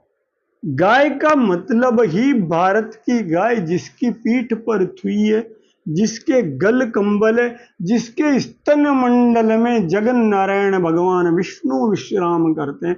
क्षीर समुद्र है वहां पर। उनके चरण गोमूत्र गोबर में बैठी हुई भगवती लक्ष्मी दबाती रहती है। इसलिए लक्ष्मी गाय भगवान विष्णु के नित्य चरणों में है। वो गाय है और कोई गाय नहीं है। पहला तथ्य समझो। वही विप्र है जिसका विशेष परितोष है, जो विशेष रूप से गुण युक्त है, वही तो विप्र है। जो विशेष शांत है, वही तो विप्र है। उसे ये पता होना चाहिए। यह प्रश्न ही हमारे यहाँ कहते हैं ना, जैसे ब्राह्मण के पास आते हैं तो ग्रह पिंडायु बड़ी आसानी से देखी जा सकती है। आपको अनुभव है, 4 महीने पहले बताया जा सकता है कब मृत्यु होगी। लेकिन अगर कोई बचपन में पूछे कि महाराज मैं कदी मरूंगा, तो ब्राह्मण कहेगा तेरा प्रश्न निरर्थक है, हे शिष्य तू गलत प्रश्न कर रहा है, कुछ प्रश्न ऐसे हैं जिनका उत्तर नहीं पूछना चाहिए। जैसे, अच्छी बात है, आपकी बात नहीं काट रहा हूं, आनंद की चीज है, जैसे जहां थाली बजा दी हमें मान लेना चाहिए हमारा बाप वो है। अब हम यदि 3 साल 4 साल के होते ही कहें पाश्चात्य जगत की तरह कि मेरी माँ डीएनए टेस्ट करा मेरा बाप यही है क्या, तो निरर्थक प्रश्न हो गया। तो इसलिए Holstein, Jersey, red Denmark, they are for beef eaters. किसके लिए? यावत जीवेत सुखम जीवेत ऋणम कृत्वा घृतम पीबेत भस्मीभूतो देहस्य पुनरागमन कुतो। चार्वाक दर्शन, जब तक जीवो सुख से जीवो। लेकिन वहां चार्वाक क्या कहते हैं? बहुत अच्छी बात कहते हैं, इसलिए असुरों की बात भी अच्छी होती। कर्ज करो और घी पियो। अगर कर्जा भी करना पड़े, हैं, जैसे केकई ने अच्छा किया ने, मंत्रा ने दुर्बुद्धि दी, 3 गंदे वाक्य बोले, परम कूप तु बचन पर सकूं पूत पति त्याग। परम कूप तेरे कहने पे कूटिम पड़ जाऊं, मंत्रा पड़ गई, आज तक नहीं निकली अपयश का कुआं, इससे गहरा क्या होगा। आज भी लोग गाली दे रहे हैं। सकूं पूत पति त्याग, तू गए तो पति छोड़ दूं, दूसरे दिन तो दशरथ जी छोड़ के चले गए। सकूं पूत पति त्याग, बेटे को छोड़ दूं, तो दोबारा भरत ने कभी मां कहा ही नहीं। खोटी वाणी मत बोलो, और अच्छी वाणी बोलोगे तो आपको अच्छा होगा। दशरथ ने मरते समय अत्यंत कष्ट प्राप्त किया, 6 बार राम का नाम लिया, आप शास्त्र पढ़ते हो। छागड़ नागड़ 36 केवल दशरथ ने किया है। राम राम कही राम कही राम, राम कही राम, तनु परि हरि रघुवर विरह राव गयो सुरधाम। इसलिए उनको दिव्य दर्शन हुए लंका कांड में, भगवान राम के दिव्य दर्शन हुए। और राम का वन गमन, दशरथ का श्राप उन्हें यश दे गया, अपयश नहीं दे गया। आज भी लोग दशरथ को पूजते हैं, राम से ज्यादा पूजते हैं। इसका मतलब क्या हुआ? अच्छी वाणी यदि गाली में भी दी जाए तो वो पवित्र बन जाती है। नारद ने कहा कि आपने मेरा चेहरा जैसे बनाया ना, जाओ नर और बंदर बन जाओ तो आसुरी शक्तियों का नाश हो गया। जितने राक्षस पवित्र है, ब्रह्मा जी से रूप नहीं बनता महाराज। राक्षस बताता है बैठ करके कि सुनो महाराज, मेरे तब्बल से ऐसा ईश्वर सृजित करो जो ना तो मुझे अंदर मारे ना बाहर मारे। ब्रह्मा जी नोट डाउन करते हैं, भगवान नरसिंह की जय हो, कालोष्मी लोकक्षय कृत ले ली यशे ग्रसमान है समन्त। ब्रह्मा जी तय करते हैं बैठ के कि भगवान वो नक्शे मारे, ना हथियार से, ना अस्त्र से, ना शस्त्र से। और भगवान नरसिंह का रूप कौन बनाता है? हिरण्यकश्यप, वो प्रजापति बन जाता है। इसलिए देखो आप, भगवान बालाजी जो गोबर के बैठे हैं, भाव से कुभाव से अनक से आलस से नाम जपत मंगल दिशि दसे। कुछ नहीं करें तो गाय के लिए हमने प्रारंभ क्या किया था महाराज? कृष्णाय वासुदेवाय हरिये परमात्मने प्रणत क्लेश नाशाय गोविंदाय नमो नमः। गोविंद जरासंध की जेल में कैद राजाओं को जैसे छुड़ाया, वैसे ही मेरी गैया मैया को कलयुग की कैद से छुड़ा डालो आप। अहिरावण ने राम को खोटे मन से लेके गया था, मारने के लिए लेके गया था। हनुमान जी महाराज ने पैर रख दिया, या तो बलि के ऊपर राजा रामचंद्र ने पैर रखा, या हनुमान जी महाराज ने इस पर पैर रखा। तो आप पूछते हो, सिंदूर चढ़ाते हो क्यों? ये भी तो राम ही है। श्री गुरु चरण सरोज रज निज मन मुकुर सुधार बरनऊ रघुवर विमल जसु। राजा राम का विमल जस गान कर रहा हूं मैं हनुमान चालीसा में। तो हनुमान जी और राम तत्वतः एक है, कृष्ण और राम एक है महाराज। भागवत के 11 स्कंद के 16वें अध्याय में देखना, जो भगवान का विभूति पाद है कृष्ण का, उसमें वो हनुमान जी महाराज है। उसमें भगवान कृष्ण गैया मैया है, उसमें भगवान कृष्ण गाय का घी है। अरे घी खाओ, कानूड़ा हृदय में आ जाएगा। इससे पवित्र चीज क्या सुनना चाहते हो? घी लगाओ, रोम रोम में कानूड़ा बस जाएगा। नहीं विश्वास हो तो मेरी भागवत का 11 स्कंद पढ़ो। वो कानूड़ा गाय के घी में, घी नाक में डालो, मस्तिष्क में कृष्ण रमेगा। अरे घी की चर्चा करो, कानूड़ा की चर्चा होगी। घी को गाओ, कानूड़ा की चर्चा होगी। अभी हम आखिर में गाएंगे कि देसी घी का डब्बा छोड़ो, आनंद आएगा। वो घी आपको पवित्र करेगा। तो कैसे वो घी बनाए? एक प्रश्न जो पंडित जी का था कि बटर ऑयल और घी में क्या अंतर है? बटर ऑयल में एनिमल फैट, वेजिटेबल फैट मिला करके प्रसंस्करण के द्वारा थ्रू प्रोसेसिंग उसको घी जैसा बनाया जाता है। कुछ सेलेक्टेड परफ्यूम्स डाले जाते हैं, सुगंध डाली जाती है जो उसमें गाय का घी, भैंस का घी, बकरी का घी, सुगंधित घी बना देती है उसको। सब कुछ केमिकल से, सारे शरीर को नाश कर दें। उसकी जगह घी कैसे बनाओ? सबसे पहले बड़े प्रेम से दूध निकालो, दूध निकाल के उसे मिट्टी की हांडी में जमाओ। मिट्टी की हांडी में जमाने के बाद, जामन देने के बाद जब वो तैयार हो जाए तो उसमें बिलोना डालो और बिलोना डाल के समुद्र मंथन करो। आपने नाम सुना है ना, हमारे यहाँ 7 सागर होते हैं। एक दधी का सागर होता है, एक शहद का सागर होता है, अभी मैंने दूध का सागर बताया गाय के स्तन मंडल में। अब जब आप कुंभ होता है, पूर्ण कुंभ है, इसीलिए आप कलश स्थापित कर दो। उस पूर्ण कुंभ में दधी डाल करके और उसके बाद उसका मंथन करो। यशोदा मैया ने जब मंथन किया उस दधी का, तो पता है क्या परिणाम हुआ? बाल कृष्ण आए और जैसे ही दधी से माखन निकला, उस माखन को लूट करके खिलाने लग गए बंदरों को, खुद खाने लग गए। माँ दौड़ी पीछे, ओ नटखट क्या कर रहा है तू? जैसे ही माँ दौड़ती है, कृष्ण क्या करते हैं? तुरंत उसे मटकी को फोड़ देते हैं। मानो भगवान कृष्ण एक लीला कर रहे हैं कि मटकी में बैठा दही रो रहा है कि कृष्ण मैं तो मटकी में बंद गया संसार में, मैं तेरे पास कैसे आऊं? भगवान कृष्ण ने एक पत्थर उठाए, एक कैंसर का रोग दिया और रामकृष्ण को खींच लिया परमहंस। वो कहते हैं कोई बात नहीं, तू मेरे पास आ जा। एक पत्थर मारा, मटकी फूटी, आ गई।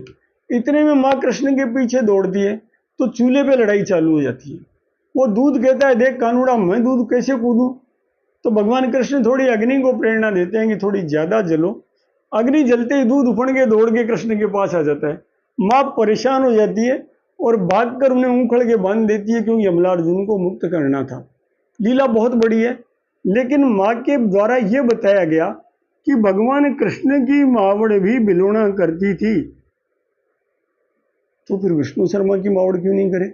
सत्यनारायण जी की क्यों नहीं करे? आपकी क्यों नहीं करे? आपकी क्यों नहीं करे? क्यों? बिलोना करते ही आपको सिजेरियन से मुक्ति मिल जाएगी। गर्भिणी स्त्री यदि बिलोना करती है तो सिजेरियन से मुक्ति मिल जाएगी। दूसरा, बच्चे सूर्योदय से पहले उठ जाएंगे महाराज। क्यों? बिलोने में क्या मिलता है? हृदय को दमड़ को कानान भावे, बोले रे काना माखन मिश्री। बच्चे नाचते रहेंगे, रुणक झुणक बालक नचवाओ, फिर नवनीत खिलाओ रे। बाल कृष्ण को ध्यान करो, निज डोटा कृष्ण बनाओ रे। नचा नचा के कृष्ण बना दोगे उनको। केवल घी निकालना सीख जाओ, बिलोना करते सीख जाओ, मंथन करने सीख जाओ। ये जो प्रभाती राग प्रकट हुई ना, इसको जन साधारण में हमारी माताओं ने एस्टेब्लिश किया है। शास्त्रीय संगीत के गुणी लोग घर घर नहीं जा सकते, लेकिन हमारी माताओं ने क्या किया? बिलोना करते समय, चक्की चलाते समय हमने सुना है, आपने सुना है। अब बिलोना बंद हो गया तो प्रभाती राग भी खत्म हो गए, वरना हमारी माताएं गाती थी ना, अरे जागे जागे गंगे महारानी, दुनिया दर्शन आई रे। जागे जागे गंगे महारानी, दुनिया दर्शन आई रे। दुनिया दर्शन आई मोरी जननी, दुनिया दर्शन आई रे। जाग जाग गंगे महारानी, दुनिया दर्शन आई रे। जाग जाग गंगे महारानी, दुनिया दर्शन आई रे। आप भी गा सकते। ब्रह्मा जागे विष्णु जागे, जागे शंकर देवा। ब्रह्मा जागे विष्णु जागे, जागे शंकर देवा। बड़े बड़े सब जोगी जागे, सूरत भजन की सेवा।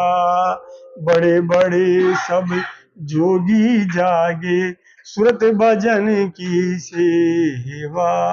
जाग जाग गंगे महारानी, दुनिया दर्शन आई।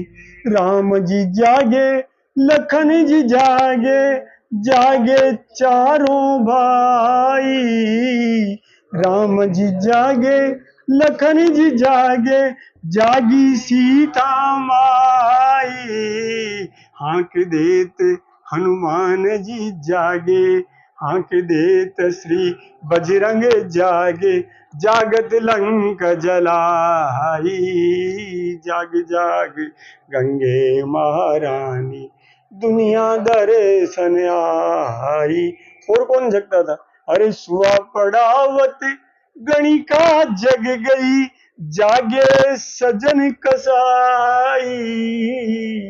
महाभारत में थे सजन कसाई, कभी सुनाऊंगा आपको, मैंने 100 पेज लिखे होंगे।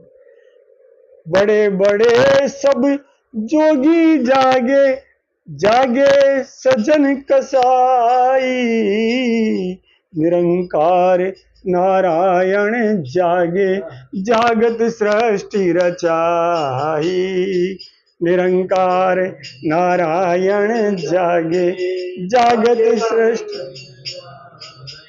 अरे पर्वत फोड़ गौमुख निकली, पर्वत फोड़ गौमुख निकली, हर की पेड़ी आई, पर्वत फोड़ गौमुख निकली, हर की पेड़ी आई।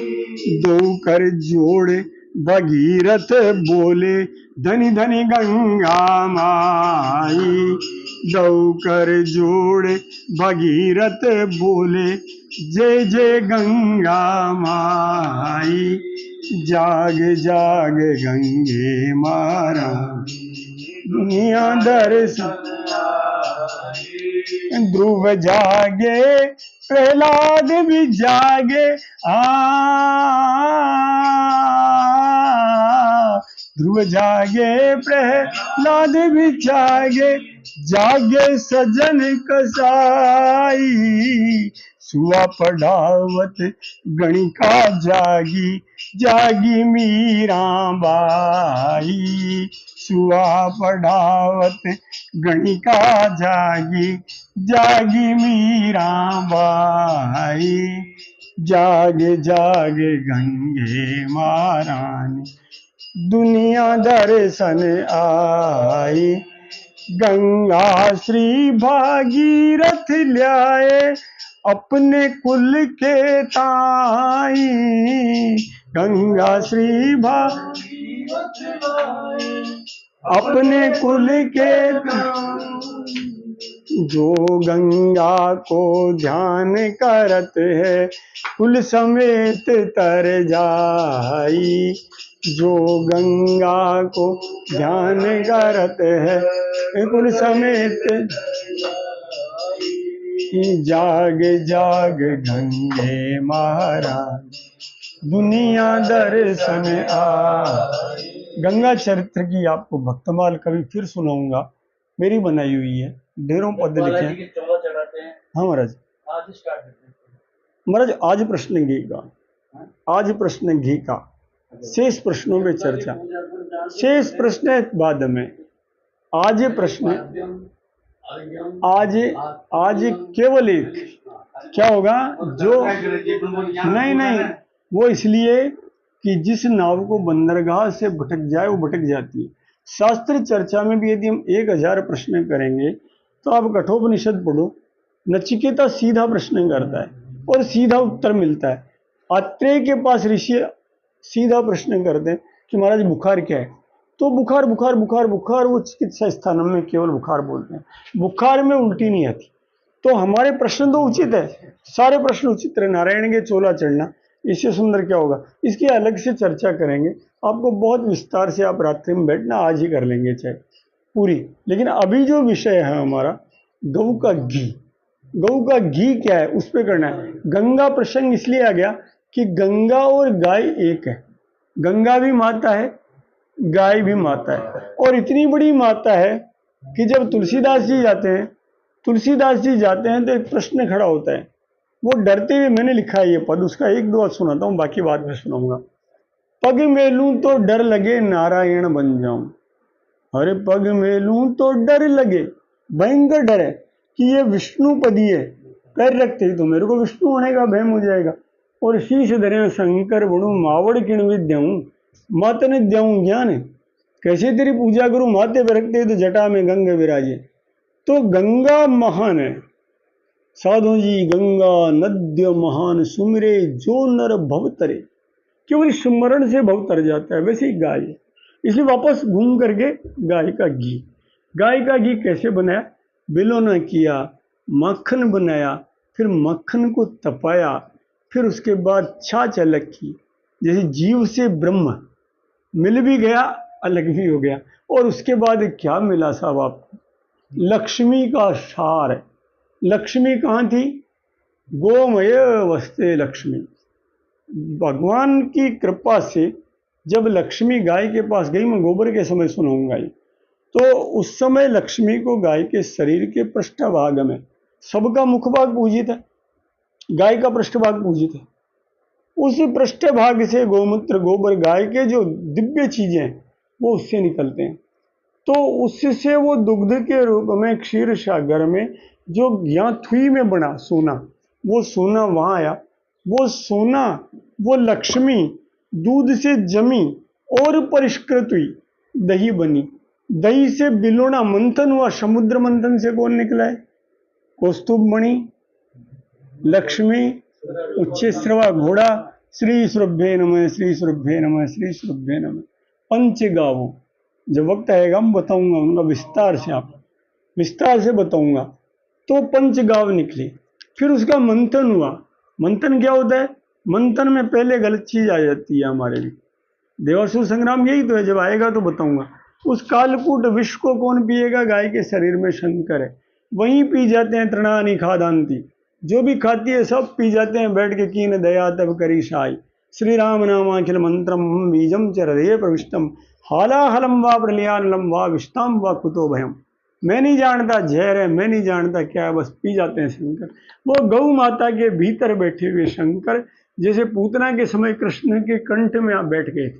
आह्वान किया रुद्र का पढ़ना आप भागवत में कि महाराज यहाँ बैठ जाओ, मैं टाबर हूँ, जहर कैसे पीऊंगा, आपकी तो आदत पड़ी हुई है पीने की, फिर पी जाओ थोड़ा। तो विष का पान गाय करके विषहारी गब्बे दे देती, जो खाया उसके बाद उस गब्बे से घी बना। वो घी कैसा है महाराज, उसमें लक्ष्मी है। और लक्ष्मी के भी केवल लक्ष्मी नहीं है, लक्ष्मी का सार है, नारायण का सार है, क्षीर सागर से प्रगटा है। इसलिए नारायण का सार हृदय में लगाना है। तो क्या करो, आनंद से या स्त्री स्वयं सुकृति नाम एक लड्डू, भुवनेश्वर लक्ष्मी दूसरा लड्डू, पापात्मा नाम तीसरा लड्डू, 22 लड्डू खा जाओ बोलते बोलते, आनंद आ जाएगा। फिर भी नहीं खाया जाए तो रात को मैं सत्यनारायण जी को बता रहा था कि सब चीजें आपकी निषिद्ध कर दी। खाना क्या है, इदम सूर्याय इदम नमः। जठराग्नि में भगवान सूर्य, पहली आहुति आप, इदम ब्रह्मणे इदम नमः, इदम अग्ने इदम नमः बोलते जाओ। हे भगवान सूर्य, एक लड्डू आपका। 32 लड्डू तो मैं गिना दूंगा। 32 के बाद मेरे को नहीं लग रहा जठराग्नि गएगी भाई साहब, अब आप वसुधारा चढ़ा दो। अभी वसुधारा क्या होती है पंडित जी, महाराज वसुधारा क्या होती है, मंत्र बताओ, ऐसे नहीं मेरे को नहीं आता, आनंद से सब।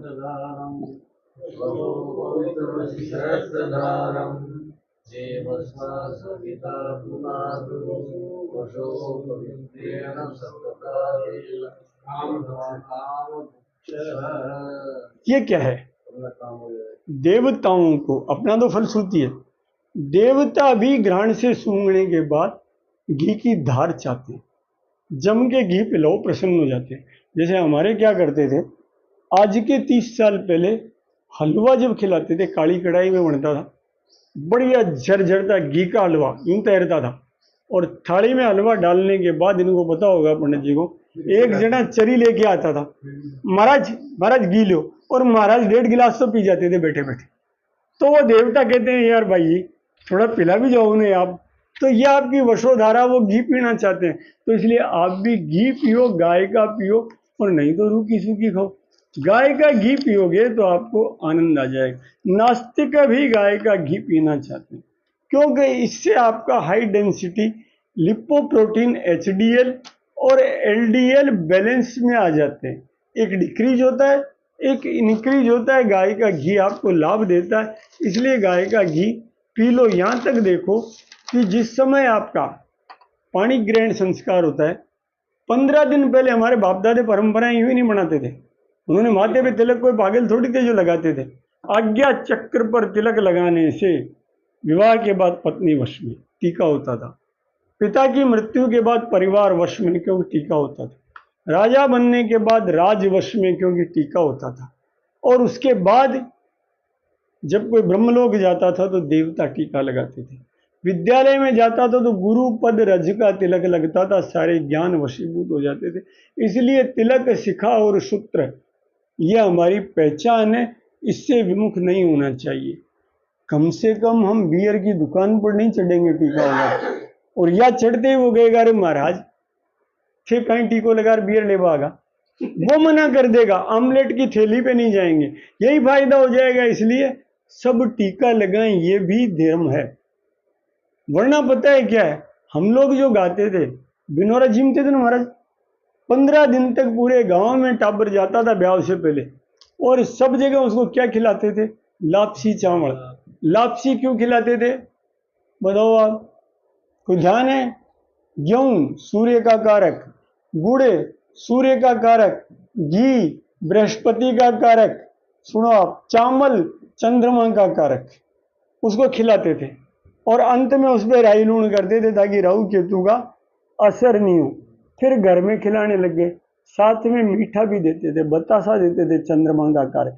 और सब गाते क्या थे, अरे घी पी रे मारा अच्छा लाडा घी पी रे, थारी माया पावे माशा पावे, घी गुड़ पावे राम करे मंजीरा बाजे, बैना शब्द सुनाए लाखीणा लाडा घी पी। और वो ठाठ से पीता था। अब आप सही क्यों नहीं कहते? अब उनको को या तो गाय का घी पिलाओ, और नहीं तो उसको बोलो अरे बटर ऑयल पी ले रे लाडा, बटर ऑयल पी ले, उसको कहो कम से कम अरे थारी धरती जावे किस्मत जावे महारा लाडा बटर ऑयल की घूंट पी ले, उसको कहो तो सही, थारी माया माँ श्यामा तो पकड़े बेड़ा तन समझाए, लाखीणा लाडा बटर ऑयल ले। उसको बटर ऑयल कह के तो पिलाओ, झूठ क्यों कह रहे हो? उसको ये तो बताओ कि तू गलत कर रहा है। यदि वो घी पियोगे तो भी लाभ देगा, इसलिए केवल घी होना चाहिए। बिनोरा खिलाओ, उसको विवाह करो, नहीं मिले तो रूखी सूखी खाए के ठंडो पानी पीओ, देख पराई चोपड़ी मत ललचावे जी। महाराज जी और कोई प्रश्न आपका घी के बारे में? हाँ अभी 30-70 गाय का घी होता है। हाँ भारतीय गाय का, हाँ भारतीय गाय का, वो देसी गाय होती है, पर ये उपलब्ध कहाँ हो? हाँ ये बहुत बड़ा प्रश्न, ये बहुत बड़ा प्रश्न है। आज नहीं अभी करो, आपको पूरा करेंगे। सत्य चर्चा करना भी नारायण की सेवा है, वरना क्रिया अध्यक्ष अपि अध्यक्ष से मूर्ख नहीं। प्रश्न बहुत अच्छा है, सुनो आप प्रश्न। महाराज बीच में नहीं, उच्छिष्ट मुख भगवान की कथा नहीं सुनते, उच्छिष्ट मुख खड़े नहीं होते, एक आसन पे बैठो, स्थिर सुख मासीन, कमर सीधी करके आराम से बैठो, जड़ हो जाओ, है ना, उसके बाद आनंद आता है।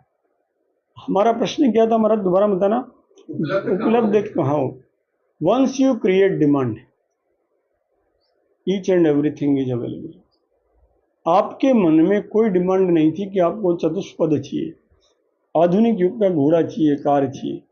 आज के 20 साल पहले क्या था, गांव में गाड़ी आती थी तो लोग रोने लग जाते थे कि भाई किसी न किसी का मिनक गया। आज तो ही के घर एम्बेसडर भी नहीं जानते थे, एम्बेसडर आ गई, कोई गयो। डिमांड पैदा हुई तो आज आप देखते हो सड़क पे हर दूसरी गाड़ी अलग कलर की। आपने डिमांड खत्म कर दी, आपने डिब्बे का घी काम में ले लिया, आपने बैठ करके डालडा, हमने बचपन में सुना है विटामिन ए एंड डी युक्त डालडा, कितनी खतरनाक चीज वनस्पति हो। लेकिन भारत के लोग बड़े ज्ञानी है, आप जैसे बुजुर्ग पीढ़ी, ये क्या करती है 5-10 साल में कह दिए अरे भाई थे जाओ यार, थे खीर खा जाओ महाराज, पड़ो फर्टिलाइजर मत डालो। 10 साल में कहने लग गए ना, धरती निर्बीज हो गई। 10 बरस में उस यूकेलिप्टिस को विदा कर दिया। विश्वास करो भारत विश्वगुरु ऐसे ही नहीं बना है। विश्वास करो 15 साल में विलायती बबूल उगाने बंद कर दिए। सरकार तो ईपीडीपी में लाई थी, energy plantation development programme, helicopter से ये बीज डाले धरती को निर्बीज करने के लिए।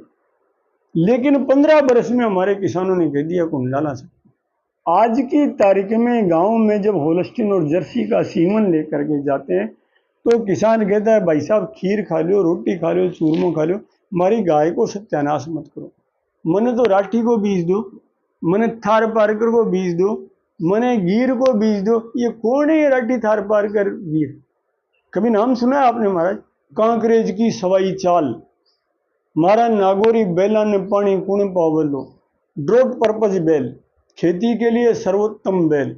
हमारी गिर गाय, हमारी रेंडी गाय किशनगढ़ वाली जो गिर का सब्स्टिट्यूट है, हमारी थार पारकर जो ड्यूअल पर्पज है, हमारे जो गोवंश है, अपने आप डिमांड यहाँ नहीं महाराज, ये ब्राजील में पैदा हो गई।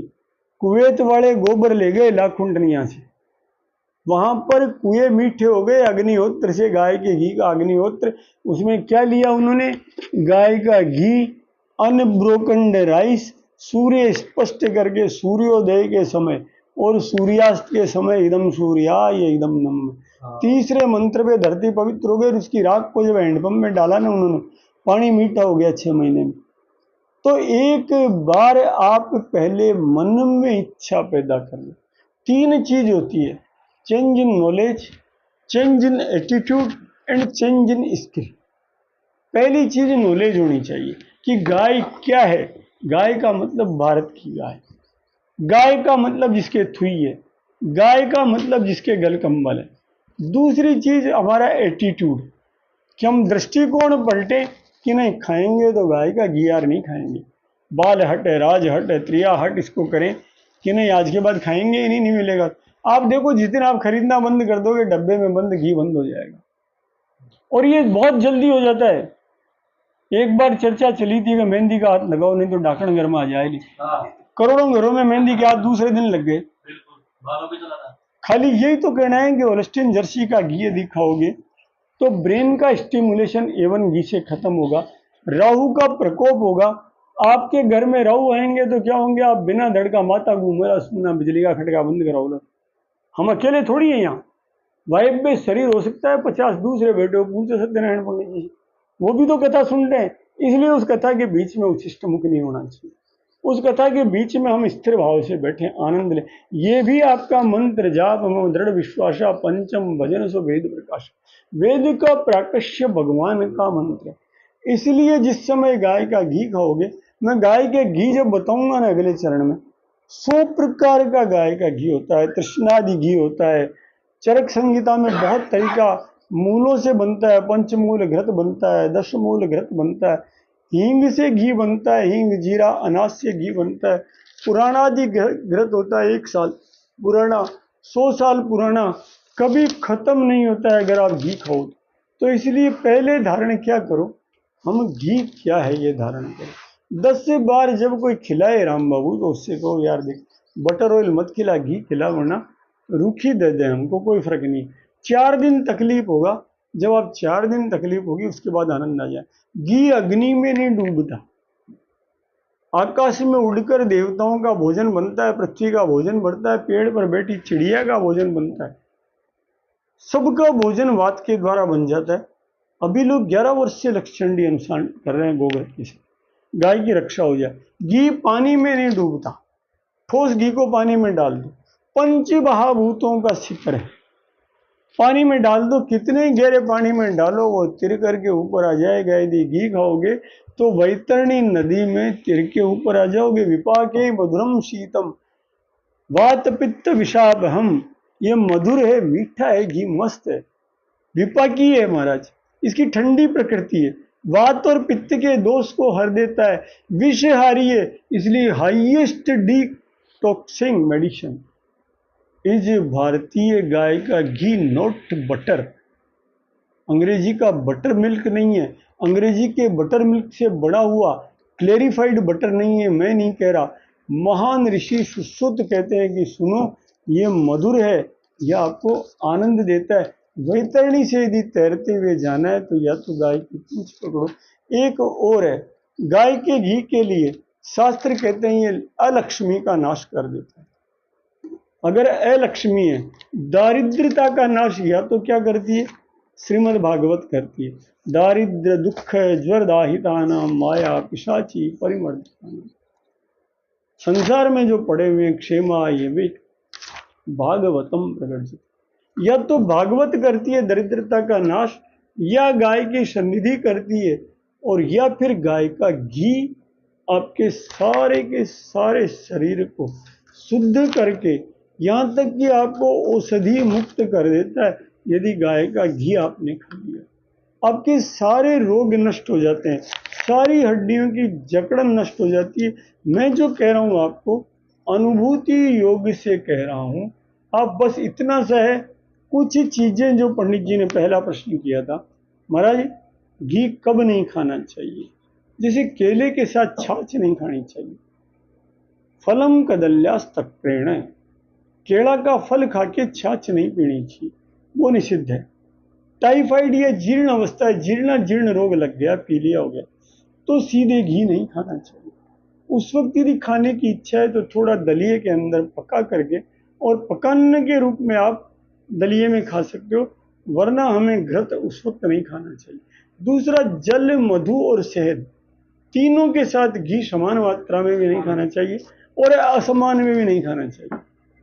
अगर दुगना करके खा जाओगे ना महाराज, समान तक तो आपने देखा है, भिन्नांश से अपी, अगर भिन्न अंश है तो भी घी उनके साथ नहीं खाना चाहिए, वरना घी नुकसान कर देता। अन्यथा जम करके घी खाओ, जम करके आनंद लो, और उसके बाद घी के गुणों को धारण कर लो।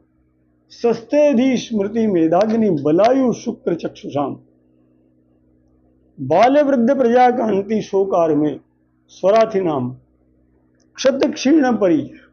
अगर घी के कौन खा सकता है? जिसको धीरज चाहिए घी खाओ, जिसको स्मृति चाहिए घी खाओ। धर्म के गुण है ना, धरती क्षमा नमस्ते शोचम इंद्रिय निग्रह धीर विद्या दशकम अक्रोधो दशकम धर्म लक्षणम। अगर ये लक्षण चाहिए तो आप धैर्य चाहिए घी खाओ, स्मृति चाहिए घी खाओ, बच्चों घी खिलाओ, मेधा शक्ति बढ़ जाएगी, शारदा बढ़ जाएगी। अग्नि चाहिए घी खाओ, शरीर में शरीर ठंडा हो गया तो क्या होगा? पलानी जी शांत हो गए, अब तो राम नाम से पहले चलो। शांत नहीं होना है तो आप घी खाओ, मन शांत होगा, खुद शांत नहीं। बल चाहिए, बल क्या है महाराज? पद्म पुराण उत्तरखंड में धर्म के 39 लक्षण बताए गए हैं, जिनमें एक लक्षण है बलवान बनो। धर्म की रक्षणा कब करोगे? लोहे के भुजदंड होने चाहिए, अगर दंड उठा के चलाओ तो आकाश में दंड नहीं दिखना चाहिए, ऐसे विवेकानंद बन जाओगे। बलवान बनो, वीर्यवान बनो, तेजवान बनो। खुद ही नहीं उठा जा रहा तो क्या धर्म की रक्षा करोगे? तो घी खाने से बलवान बनोगे। बलवान बनो। आयु बढ़ाता है घी, घी शुक्र बढ़ाता है। शुक्र क्यों आवश्यक है? जिस प्रकार नारायण ने सृष्टि की रचना की है, आप नारायण के अंश, आपको सद्गुण दिया है। यदि आपने गृहस्थ धर्म का अंगीकार किया है तो वंश वृद्धि आपका नैसर्गिक दायित्व, आपकी कुलदेवी कुलदेवता यही काम कर दे। तो शुक्र आपका बढ़ेगा तो ये घी से बढ़ेगा, या तो घी से बढ़ेगा। और जब गौमूत्र की चर्चा कहूंगा तो शिलाजीत क्या है? गौमूत्र शिलाजीत है, शास्त्र प्रमाण। जितना गौमूत्र लोगे ठीक होते जाओगे। नेत्र ज्योति घी देता है, आंख में घी डालो, उसको प्रसंस्कृत करके आयुर्वेद के अनुसार, सीधे नहीं, वैद्य के माध्यम से प्रसंस्करण करवा के पंचगव्य नश्य बनवा कर, बाकायदा शास्त्रों में जो नश्य विधान है उससे लो। आपको समय समय पे वो बताऊंगा। बाल्यावस्था में अति लाभकारी है, वृद्धावस्था में अति लाभकारी है घी, क्योंकि उस समय पर ये क्या करता है? शरीर की वात को बैलेंस कर देता है, जोड़ों के दर्द खत्म करता है। दूसरा, घी की एक क्वालिटी और है, ये सुकुमारता देता है, सुंदरता देता है। आज पता है क्या हो रहा है? सब बच्चियां ब्याह से पहले हल्दी का, तेल हल्दी का लेपन कराने की जगह वो तो हल्का सा लगवाती है, इन्फेक्शन हो जाएगा, फिर जाती है और शैरेंद्री के पास जाती है। शैरेंद्री आप सब समझते हैं, ब्यूटी पार्लर। पहले शैरेंद्री कहते थे। भगवती द्रौपदी जब गई थी तो उसे शैरेंद्री का कार्य वनवास में मिला था। मैंने कभी विस्तार से बताऊंगा, मैंने उसे बहुत लिखा है किस प्रकार कीचक का वध हुआ। शैरेंद्री क्या कर रही है आजकल? सारे केमिकल्स लगा रही है चेहरे पे, स्किन खिल जाती है। जैसे चाय पीते और आदत पड़ जाती है ना, सुबह उठते ही सत्यनारायण जी कहते हैं चाय का कप है, आज तो चुपचाप कहा तो चुपचाप चाय ढक के ला दे, मैं पी लेता हूँ। मैंने कहा नहीं, इसको नहीं पीनी है आपको। तो वैसे ही फिर ब्यूटी पार्लर की आदत पड़ जाती है। घर से नहा धो के श्रृंगार करके हेयर स्टाइल सेट करके मुंह के लगा के सब कुछ फिर सरेंद्र के पास जाके फिर वो ब्यूटी पार्लर करती है, और उसके बाद भी स्किन धीरे धीरे खत्म हो जाती है।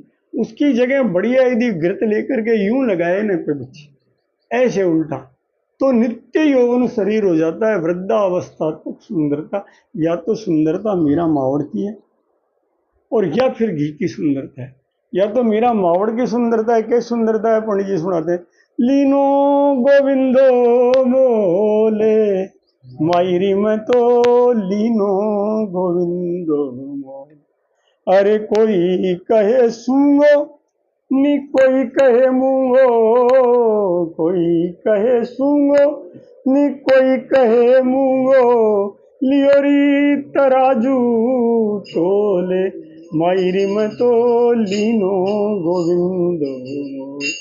अरे कोई कहे छाने नी कोई कहे छोड़े, कोई कहे छाने नी कोई कहे छोड़े, लियोरी बजंता ढोले मायरी में तो लीनो बजन। तो इसलिए ढोल बजा बजा करके घी लगाओ, सुंदरता आएगी साहब चकाचक। क्षण क्षीण हो, अत्यंत दुर्बल हो तो लो, वात रोग हो, यदि गैस की पीड़ा हो तो भी घी लो महाराज, मुंह से नहीं, नाक से नहीं, आंखों से नहीं, जहां से भी खा सकते हो घी खाओ। आप बस्ती में लो और लो, आप घी लो, पवित्र हो जाएगा शरीर। इसलिए इसे घी की आराधना जो करेगा, बहुत कुछ है घी के लिए, आपको बताऊंगा, सैकड़ों प्रकार के घी बताऊंगा। First step to develop attitude. अभी नॉलेज नहीं, अभी आपको प्रोसेसिंग नहीं, हाउ टू डू स्किल नहीं, अभी केवल आपको, केवल और केवल आपको वो चीज़ बता रहा हूँ जिससे आपका दृष्टिकोण पलटे कि डब्बा बंद घी जहर है। आपका दृष्टिकोण पलटे कि ये जो होल्स्टीन जर्सी का जो घी है ये घी नहीं है, क्लैरिफाइड बटर है। गाय का घी सर्वोत्तम है, फिर भैंस का घी है, फिर बकरी का घी है। गाय का घी आपका एटीट्यूड पलटे कि ये सार है, तभी तो आप गाते हो नमोस्तु दुग्धे दधिजन्म भूते। अरे माँ तू दधी से और दूध से पैदा हुई है, तभी तो लक्ष्मी आती है। पंच महाभूतों का सार घी है। गाय की विभूति घी है, जैसे कृष्ण की विभूति क्या है, हनुमान जी महाराज है, पीपल का वृक्ष है, वैसे गाय की विभूति घी है, विशेष ऐश्वर्य युक्त घी है। और कृष्ण की विभूति कामधेनु का पूर्ण उत्पाद, कामधेनु रूपी वृक्ष का पूर्ण फल घी है, जो दूध, दही, छाछ आदि से बनता हुआ ये घी आपको प्राप्त होता है। इसलिए जितना घी खा सकते हो उतना खाओ। यज्ञाभिषेक में गेहूं घी लो, नसों को खोलेगा, सब जगह से खाओ। आयुर्वेद की औषधि है। खेती के अंदर पंचगव्य पंचामृत का उपयोग करो तो आपको आनंद आ जाएगा। अलग अलग प्राणी, प्रत्येक प्राणी घी खाता है। यहाँ तक कि अपने बच्चों को महाराज नवम स्कंद की कथा सुनाओ कि उर्वशी नाम की अप्सरा, जिसके दर्शन से पुररवा घायल हो गए थे, वो इतनी सुंदर क्यों थी? स्वर्गलोक की वह अप्सरा भारतीय गाय के घी का पान करती थी। जो बच्ची घी का पान करेगी, जो घी को लगाएगी, वो उर्वशी के समान सुंदर बनेगी और उस पर ऋषि गण, राजा गण मोहित होंगे। आज का युग शरीर पे है ना, तो उस शरीर को सुंदर बनाने के लिए घृत पियो, तन सुंदर होगा, मन भी सुंदर होगा और आनंद प्राप्त होगा। इसलिए सब मिलकर के केवल और केवल घी के गुण गाओ और साथ में एक गुण कर लो, अपने घर के आसपास जो गाय सूर्य किरण की अपने आप में पर्याय है, जो गाय सृष्टि की आराध्य है, जिसकी पूंछ पकड़कर भगवान कृष्ण जाते हैं, उसको प्रणाम करो। नमो गोभ्ये श्रीमतीभ्ये सूरभैभ्यम एवं च नमो ब्रह्म सुताभ्यश्च पवित्रेभ्यो नमो नमः, पवित्रेभ्यो नमो नमः। बोले कृष्णचंद्र भगवान की जय, बोले राशेश्वरी राधिका रानी की जय, बोले श्री हनुमान जी महाराज जी की जय, बोले लक्ष्मी माता की।